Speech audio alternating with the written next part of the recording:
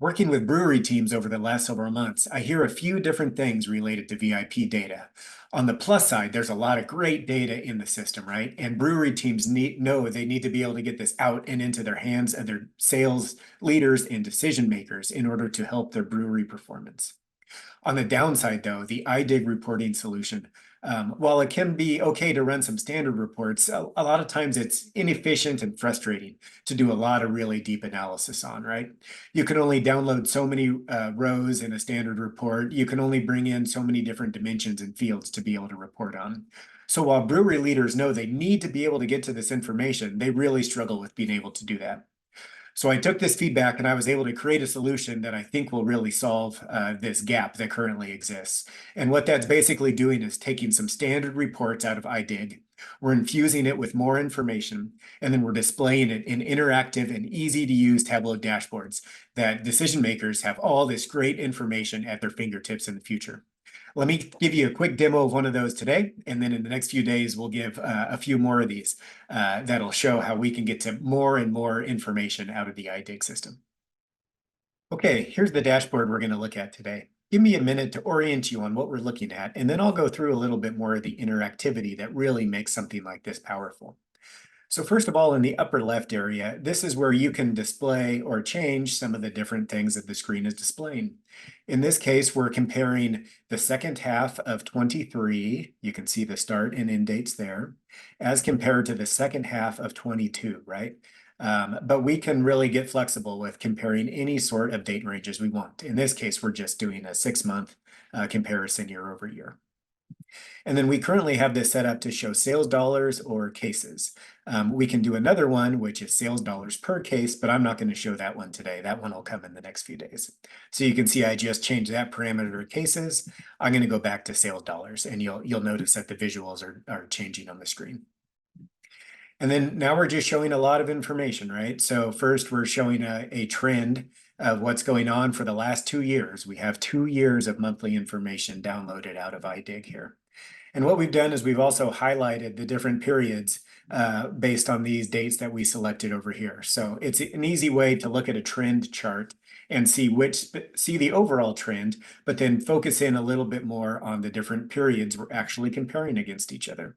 And in this case, the comparison is showing that we are down about 4% of this most recent 6-month period as compared to that same time frame last year, right?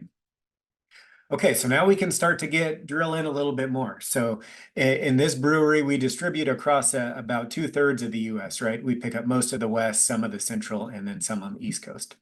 And then we're showing in these different colors how each state is doing. So I just hovered over California in this case, which is in their Pacific region.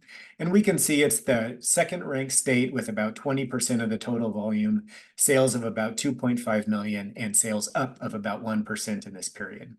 We could look at some states that are doing really good, like Utah in this example, and then some other states are declining. So we could see like Indiana here is down 62%, right?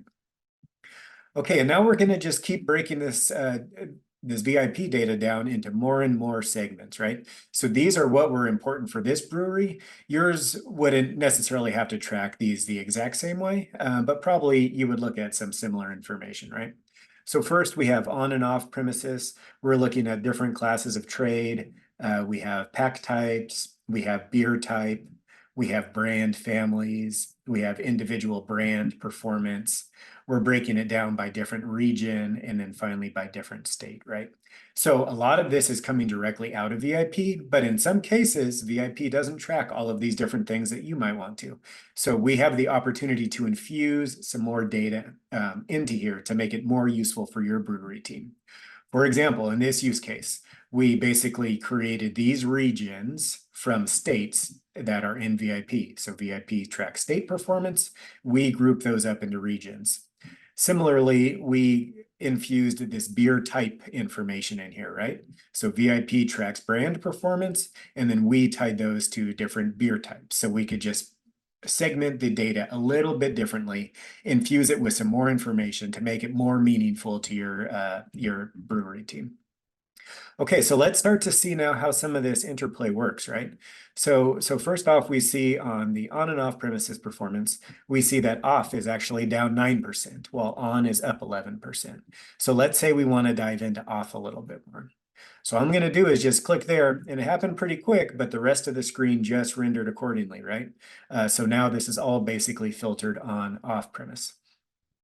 So let's now say we wanted to look back at our map, right? And we saw that New Mexico is down 35%. So that's concerning. Let's say we wanted to dive into New Mexico a little bit more. So I'm going to go ahead and click there, right? And then we're going to see all of the rest of the data on the screen, again, render accordingly. So I won't go through each and every one of these, but we could see which classes of trade are down the most, which type of package, beer type, etc. I'll just click one more time so you can really kind of see down to the lowest level. And in this case, we see that convenience and gas for New Mexico is down the most. So I'm just going to click there again, and you'll now see we can get down to individual beer brands that might be struggling. So with just a few clicks of the mouse, we started real high level, right? And we were able to start drilling down a little bit further. Let me just show one more example of that in this demo. Just to reset everything, I just hit refresh. Oh, I guess that didn't do it. So I'm going to unclick what I had previously clicked. There's a few different ways you can kind of back out of this there. So this gets us back up to that highest level, right? So let's take a little different approach now. Let's look at the East category. Oops, I think I had scrolled too far over on the map earlier. So now I have the East highlighted, right? So now we can go through again and see some different categories that are either doing good or bad. And in this case, maybe instead of focusing on the bad side, let's see what's doing good. So as we're going through here, anything in blue is going to be good sales performance. So we can see this fruit beer type has been doing pretty good. Okay, let's look on that. We can see which individual brands. Usually it's this Tropical A brand that's really selling the most. We can see what states are doing good or bad. And we can see like the different classes of trade that are doing good or bad, right? So just in how you might use this information, we could overall see the East is doing pretty good with fruit beer, but we have a few states that either are not doing good, like New Jersey. We're selling some there, but we're not selling. It's down considerably from last year. Or we can see there are some other states that we normally sell into, like Pennsylvania, New York, Virginia here, right? So we sell other beers into there, but for whatever reason, we haven't been selling these fruit beers. So this might be an opportunity for us to kind of expand to some of these other markets where we already sell into, but there's this other brand or type of beer that we might find that does well there. Okay, so we're going to end the demo there today, but I'd love to show this in more detail with your team and then some of the other VIP capabilities we're going to have. It's really pretty cool stuff. I'm excited to bring it out to the craft brewery market here. Please get a hold of me if you'd like me to demo this further with your team. And it's really even more impactful when you start to see some of your own information in there. So I'd love to run kind of a proof of concept with you. It's really, again, as easy as running a standard report out of iDig. I'll tell you the fields you need to use, the different parameters and date selections you need to use. You send that over to me, I'll plug this in, it's out there, and be ready for your team to use really within a few hours. Maybe a day or two at most. And then you could start getting some value and seeing how this will really add to your team's decision-making capabilities. Okay, so as we wrap this up, please shoot me a message if you're interested in seeing this further. I'd love to answer any questions you might have, or again, do a demonstration with you or anybody else on your team. Okay, thanks for your time. Have a great day.